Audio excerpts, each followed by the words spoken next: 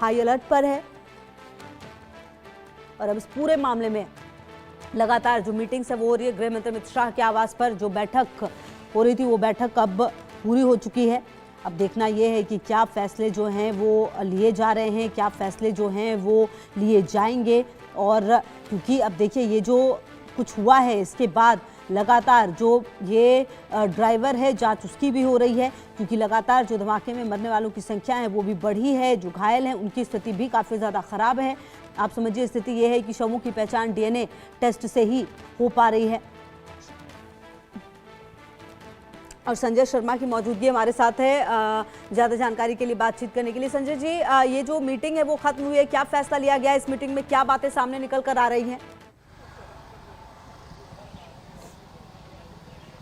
देखिए, लाल किले पर जिस तरीके से आतंकी हमला हुआ है, जिस तरह से घटना को अंजाम दिया गया, ये मामूली हमला नहीं है।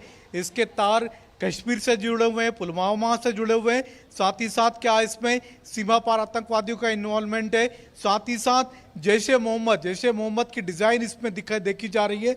तो इसको लेकर के सुरक्षा एजेंसियां चाक चौबंद है। सभी तरह से सभी एंगलों से जांच शुरू कर दी गई है। कल जैसे कि केंद्रीय गृह मंत्री अमित शाह ने भी कहा था कि हर एंगल से जांच की जाएगी, तो फिलहाल जांच के एंगल का दायरा बढ़ा दिया गया है। जांच के एंगल में पाकिस्तान में बैठे हुए आतंकियों को भी शामिल किया गया है। आतंकी वहां पर जितने आतंकियों के अड्डे हैं, लश्कर ए तोयबा, जैश ए मोहम्मद, इनसे तार जुड़े हुए हैं, ये भी देखा जा रहा है। साथ ही साथ फिदाइन अटैक था, तो ये एक तरह से आप कह सकते हैं पूरी तरह से प्लान्ड अटैक था। लेकिन जब फरीदाबाद मॉडल जब बस्ट हुआ, जब जिस तरह से दिल्ली पुलिस ने फरीदाबाद से वहां पर अरेस्टिंग की, साथ ही साथ वहां पर विस्फोटक बरामद किए, बड़ी संख्या में विस्फोटक बरामद हुआ था। उसके बाद से एकदम से जल्दबाजी में थे आतंकी। उनको ऐसा लगने लगा था कि कहीं कार्रवाई करने के पहले, कहीं बड़ा हमला करने के पहले ही ना पकड़े जाए। तो जल्दबाजी में किया गया अटैक लगता है लाल किले वाला, क्योंकि जिस तरह से विस्फोटक की संख्या मौजूद थी, विस्फोटक की सामग्रियां मौजूद थी, उससे वो कई बड़ी संख्या में कई जगहों पर इस तरीके के आतंकी हमले कर सकते थे। लेकिन जो सिर्फ लाल किले पर हमला हुआ, क्या इस तरीके के और हमले करने की तैयारी है, ये भी देखना होगा। तो अभी छानबीन का दायरा बढ़ा दिया गया। आप देख सकते हैं मेरे ठीक पीछे केंद्रीय गृह मंत्री अमित शाह के घर पर बैठक खत्म हुई है और अब एक एक करके वहां से कई सारे लोग निकलते जा रहे हैं। बैठक खत्म हो चुकी है और लगभग 2 घंटे से ज्यादा बैठक चली है केंद्रीय गृह मंत्री अमित शाह के साथ। सभी मुद्दों पर विचार विमर्श हुआ है और जो भी जितने भी सबूत सामने आए, लगभग 3 से 5 लोगों के नाम सामने आए जिनकी सहायता से इस तरह के आतंकी हमले को अंजाम दिया गया है। तो एनएसजी इसकी जांच कर रही है, एनआईए इसकी जांच कर रही है, स्पेशल ब्रांच दिल्ली पुलिस इसकी जांच कर रही है, आईबी भी इसमें लगी हुई है। तो देखना होगा कि इसकी जांच की कड़ियां किस दिशा में जाती है, कहां तक पहुंचती है। बिल्कुल। और संजय देखिए, एक बात तो तय है कि जिस तरह से पूरा घटनाक्रम हुआ है, इसके बाद अब बड़ा सवाल यह है कि दिल्ली में तो हुआ है, लेकिन क्या ये कहीं कहीं पर और भी प्लांट है, जांच इसकी भी होनी चाहिए। बड़ा सवाल ये भी है कि जिस तरह से ये जो व्यक्ति सामने आया है, जो कार खड़ी रही 3 घंटे, वो एक बार भी निकला नहीं है। तमाम चीजें, काफी सारी बातें सामने आ रही है और इसके तार अब अलग अलग राज्यों से जुड़े हुए सामने आ रहे हैं। क्या ये संभव है कि आने वाले समय में कुछ बहुत बड़े फैसले जो है वो भारत सरकार की तरफ से सामने आ सकते हैं? संजय,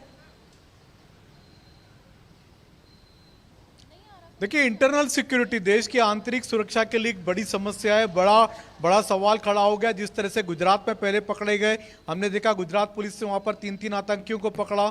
उसके बाद में फरीदाबाद में वहां पर आतंकी मॉडल पकड़ा गया। उसके बाद में दिल्ली में आतंकी हमलों को अंजाम दिया गया। तो क्या ये यहीं पर रुक गया या ये आगे भी बढ़ने वाला है? क्या इस तरीके से पूरे देश को दहलाने की कोई साजिश रची गई है? देश के महत्वपूर्ण स्थानों पर हमले की साजिश रची गई है? कितने लोग इसमें इन्वॉल्व हैं और कहां पर इस तरीके के धमाके करने की साजिशें रची गई हैं, ये देखना होगा। इसकी जांच में सभी जांच एजेंसियां जुट चुकी है, चाहे एनआईए की बात करें, आईबी की बात करें, दिल्ली पुलिस की बात करें। तो जितनी भी इन्वेस्टिगेशन एजेंसियां सब अपनी अपनी जांच पर लग चुकी हैं, काम पर लग चुकी हैं। जांच का दायरा बढ़ा दिया गया है। देश के साथ साथ देश के बाहर भी जांच का दायरा बढ़ा दिया गया। आईबी इसमें एक्टिव हो चुकी है। साथ ही साथ सीमा पार से भी क्या आतंकियों के लिंक जुड़े हुए हैं, उस पर भी ध्यान दिया जा रहा है। तो देखना होगा कि जांच के तार कहां तक जाते हैं, क्या देश के भीतर हैं या देश सीमा पार तक जा रहे हैं, तो यह भी देखना होगा।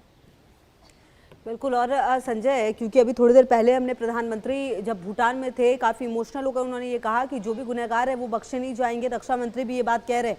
कुल मिलाकर जो भी ये हुआ है, ये एक तरह से फिर से भारत को एक तरह से चुनौती देने की कोशिश की गई है, जिसका अंजाम अब आने वाले समय में बहुत भयानक होगा। क्योंकि रक्षा मंत्री तो पहले ही कह रहे थे कि ऑपरेशन सिंदूर खत्म हुआ नहीं है। देखिए, पहलगाम हमले के बाद में प्रधानमंत्री नरेंद्र मोदी ने कैबिनेट ने एक फैसला लिया था और वो फैसला ये था कि कोई भी आतंकी हमला अगर देश में होता है तो उसको देश पर हमला माना जाएगा और उस अपराधी के साथ में उसके उन आतंकियों के साथ में उनके आकाओं के साथ वही व्यवहार किया जाएगा जो कि देश के दुश्मनों के साथ किया जाता है।